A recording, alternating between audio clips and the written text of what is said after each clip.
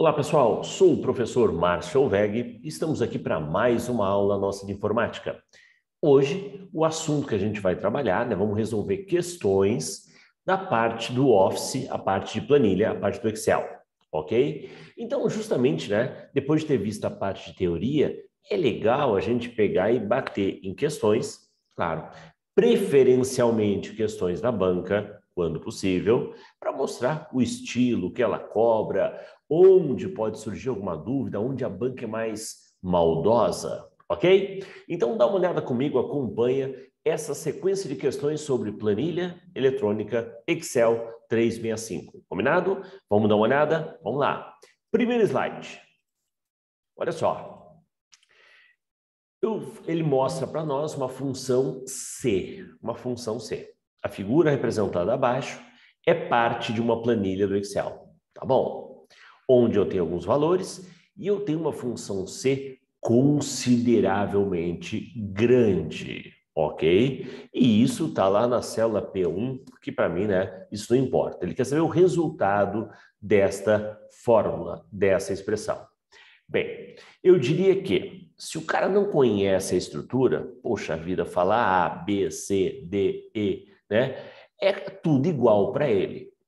Então, a primeira coisa que você deve fazer, lembrando da estrutura, existe uma pergunta, vou chamar de pergunta 1 porque eu tenho várias perguntas uma dentro da outra, Então, eu vou chamar de pergunta 1. Caso verdadeiro 1, e todo o resto é o caso falso 1. Veja, se der falso para a primeira pergunta, aí eu vou resolver o quê?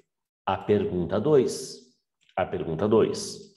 E esta pergunta 2, claro, vai ter um verdadeiro 2 e vai ter um falso 2. Isso é o que nós chamamos de aninhamento. Aninhamento de Cs. É um C aninhado dentro do outro.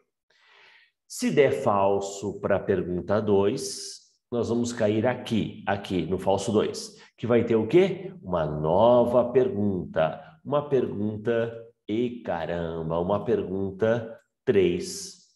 Mas agora você está pegando o jeito. A pergunta tem o caso verdadeiro 3 e, claro, o caso falso 3. Falso 3. Ufa, ainda bem que no falso 3, eu vou ter outra pergunta. Pô, mas ainda bem? Sim, mas é a última. É a pergunta 4.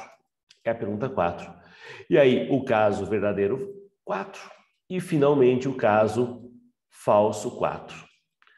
O aluno já deve estar pensando, caramba, um troço desse tamanho, vai até as últimas, vai até a prorrogação. No mínimo, ele vai estar ou no verdadeiro 4, que é D, ou no falso 4, que é E. Pode ser? Pode ser. Mas eu não quero adivinhar, eu não quero ficar chutando, eu quero resolver. Pô, fiz todo esse trabalho agora, é só resolver. Olha a pergunta 1. A 1, que é 25. Pergunta, 25 é maior que 56? Falso.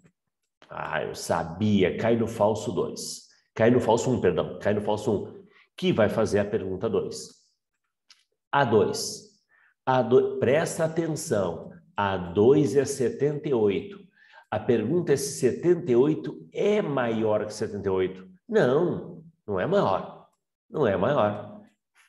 Então, cai no falso 2.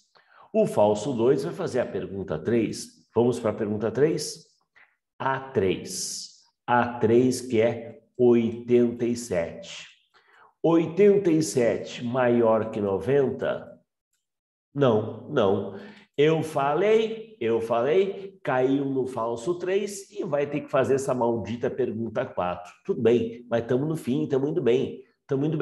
A pergunta 4 é essa. A1, que é 25. E aí a pergunta é, 25 é maior que 12? Sim! Se sim, cai no verdadeiro 4. E o verdadeiro 4 é letra D. Literalmente, né? Letra D trazendo como resultado D. Ainda podia fazer uma sacanagem, né? A letra D trazia a resposta à letra B. A letra A trazia a C, né? Ainda fazer uma confusão na tua cabeça. Pai, para, já está complicado assim. Mas é o quê? Um aninhamento de Cs. Gostou? Vamos para a próxima. Vamos lá. Próxima questão. Na verdade, eu vou ter uma sequenciazinha de questões que vai ser baseado nesta planilha. A figura 1 mostra um pedaço de uma planilha do Excel contendo duas tabelas. A primeira de A1 até C5, uma tabela de custos, produto, custo e o preço. Ok? A segunda mostra uma lista de vendas desse produto e as características dessas vendas. A venda 1 vendeu o produto A, quantos, preço unitário de cada um, custo unitário, tá? E o lucro. Beleza. E assim por diante. E lá no finalzinho nós temos um total de vendas, uma quantidade vendida. Daí eu vou informar o produto, ele vai trazer qual é a quantidade para aquele produto e a data de hoje, ok? Vamos ver? Então, eu vou trabalhar várias questões com base nessa planilha. Olha a primeira. A primeira é assim. Em relação à figura 1, que fórmula pode ser usada na célula E18, já vamos voltar, E18, para mostrar a data de hoje no formato apresentado. Veja, na verdade, a função usada, volta aqui, a função usada para trazer no E18 a data, que deve ser a data de hoje, a data atual, né? Claro que essa não é a nossa data, que a prova colocou como data atual, 6/2/2018. É a função hoje. Porque, na verdade, a função agora traria, além da data, a hora e minuto. Ok? Nós não temos data hoje. Nós temos a função data, que, na verdade, serve para compor uma data. Eu informaria ano, informaria mês, informaria dia e ele transformaria isso numa data, ok? Mas para que ele busque do sistema a data, como ele fala aqui, a data de hoje, no formato dia, mês e ano, é a função BABA. Hoje, abre e fecha. Você viu? Abre e fecha. Não vai nada dentro do parênteses, nadinha dentro do parênteses.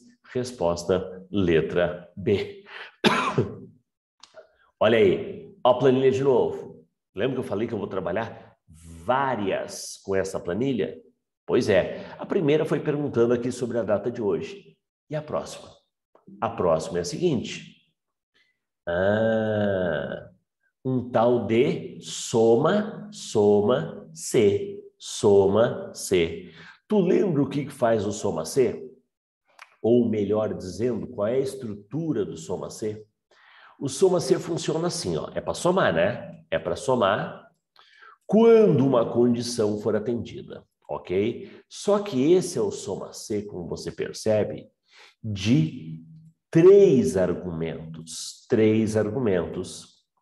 O soma C de 3 argumentos, ele tem a seguinte ordem. Existe um intervalo de comparação, perfeito. Existe a tal da, né? É para ser um C. Condição. E existe depois o intervalo de soma. Perfeito?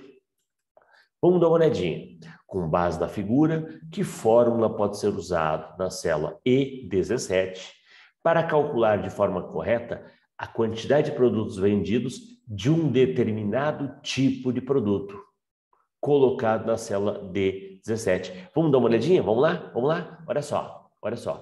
Eu quero calcular a quantidade, esse 4 aqui, eu quero o valor nas vendas, não quero o 4, né? Se eu quisesse o 4, eu queria um conte, né?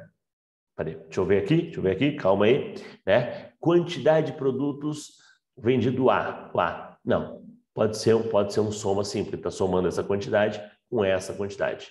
E não o valor, né? O valor total da vendas é o valor total.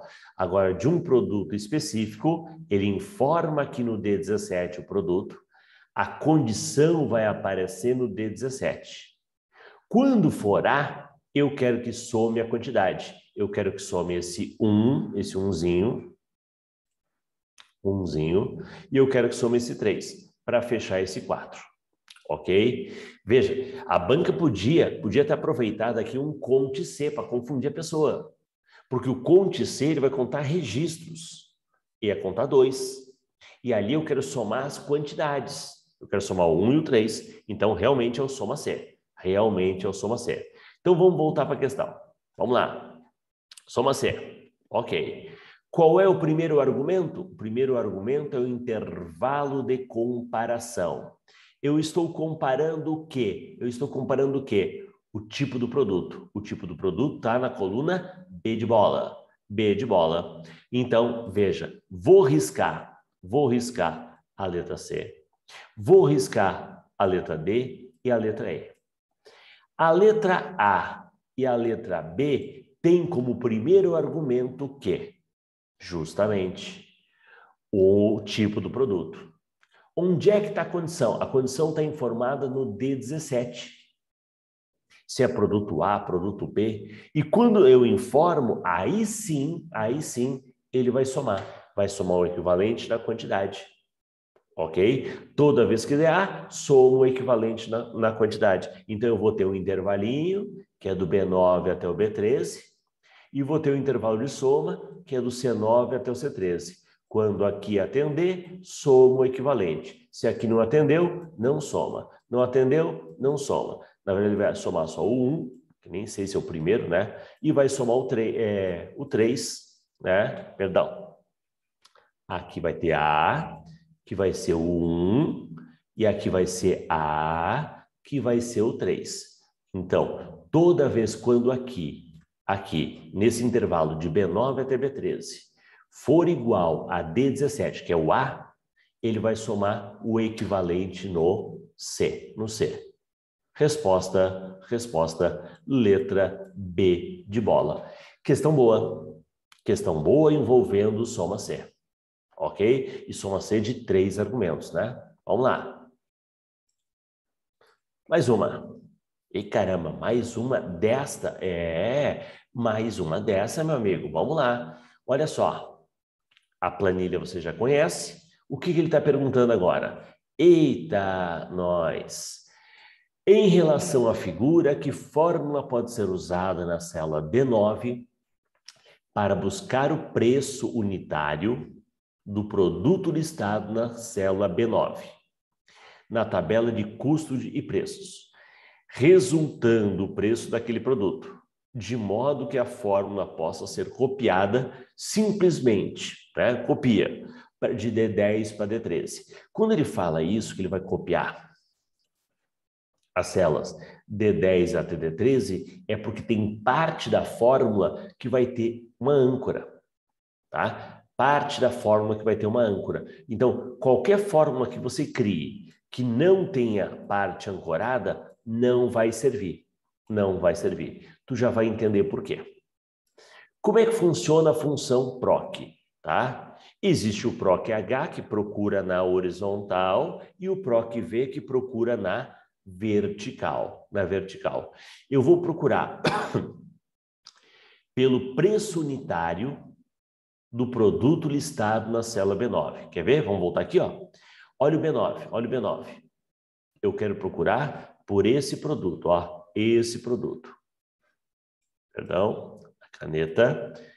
Eu quero procurar por esse produto. Ok? Onde é que eu vou procurar por esse produto? Aqui. Concorda que a procura vai ocorrer na vertical? A procura vai ocorrer na vertical. Show! A procura acontece na vertical, então é um PROC-V. O que eu já sei? Eu sei que eu tenho que riscar. Eu tenho que riscar os PROC-H e eu tenho que riscar aquilo que não está ancorado. O que eu estou procurando é o B9. Onde eu estou procurando? Naquele intervalo de A2 até C5. A2 até C5. Já vamos explicar o porquê da âncora. E o que eu quero trazer? Eu quero trazer o preço unitário. E aí eu te pergunto, olha só, o que você está procurando é sempre na coluna-chave. No caso aqui, o A. O custo é a coluna B. O preço unitário é a coluna C. Então, quando você achar o A, você quer trazer a terceira informação. Quando você achar o B, você quer trazer a terceira informação. Ok? Então, eu vou criar esta fórmula aqui, que vai buscar o B9 nesta faixa. E quando achar, traz a terceira informação. E veja que ao copiar para baixo, ele vai procurar isto. Só que ele continua procurando do A2 até o C5. Ele continua. Quando eu copiar para baixo, ele vai procurar aqui. Aqui, o B11. Mas ele continua procurando do A2 até o C5. O que eu quero dizer com isso?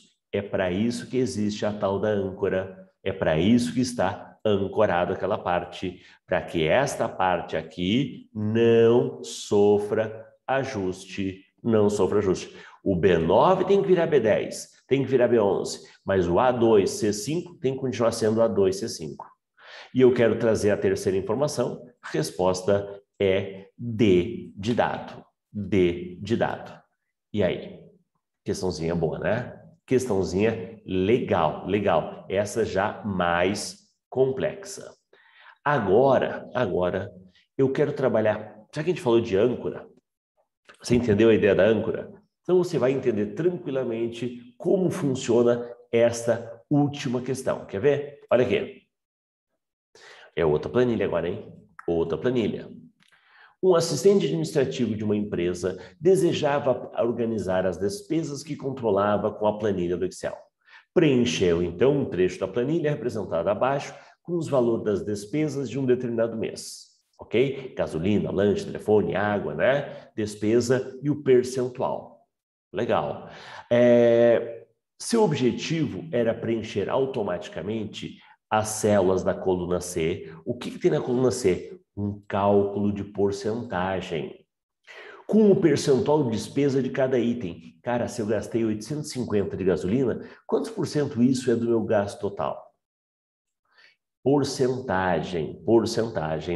A fórmula que foi colocada na célula C2 e depois copiada para C3 até C9, que gerou o resultado apresentado, foi. E aí? Bem, primeira coisa que você tem que pensar. Senhor, eu não sei calcular essa história de porcentagem. Vai aprender agora. Vamos imaginar que aqui são valores mais bonitos. 10, 20, 30, tá? 30, 10, 20, 20 e 10. Ok? Coloquei números mais bonitos porque se eu somar tudo isso, se eu não errei, né? 60, 70, deu 120. 120 era para dar 100, tá? Deixa eu tirar aqui, ó. Eu quero fazer um número bonito, ó. Agora deu 100. Ok? Quando dá o total? 100. Por que eu quero que dê 100? Porque eu quero que você pense o seguinte: a gasolina que você gastou 10, quanto que 10 é de 100? Quantos por cento 10 é de 100? Professor, essa eu faço de cabeça. 10%. 10%, não é isso? Legal. Vamos tentar traduzir essa fórmula aqui, ok? Onde é que está o 10? O preço da gasolina, B2. Onde é que está o cento? É o total, B9. Então eu vou fazer algo assim, B2 dividido por B9. É claro que B2 dividido por B9, ao ser copiado para baixo, eu tenho que pegar o B3 e continuar dividindo pelo B9. Eu tenho que pegar o B4 e continuar dividindo pelo B9. Então, o que você percebe? Aqui eu não posso ter âncora, porque o 2 tem que variar. Mas aqui eu tenho que ter âncora para o 9 continuar sendo 9. Vou riscar e vou riscar. Ok? Aquilo que não tem âncora. E detalhe, eu vou riscar a letra A também, porque a âncora está no B. Se a âncora está no B, ele não vai deixar o B variar, mas o B não está variando. Quem está variando é o 9. O que sobrou? Sobrou essas duas alternativas. Se eu fizer o B2 dividido pelo B9, ele vai dar 0,1. 0,1. Como eu quero que apareça no formato percentual aqui, né? Eu tenho que ainda multiplicar por 100. Agora, se eu vou multiplicar por 100 no início ou no final, tanto faz. Tanto faz. Então, letra C. É o valor da despesa vezes 100, dividido por âncora B, âncora 9. Resposta, letra C. Veja, eu até poderia deixar aquele 0, alguma coisa e aplicar uma formatação. Mas daí na formatação apareceria o símbolo da porcentagem, que não é o nosso caso aqui. Então, realmente, resposta da questão, letra C. Espero que tenham gostado, espero que tenham curtido. Lembrando que, próxima aula, mudamos de assunto. Vamos falar sobre processador de texto. Vamos conhecer um pouquinho do Word? Aguardo vocês no nosso próximo encontro. Um abraço, até mais!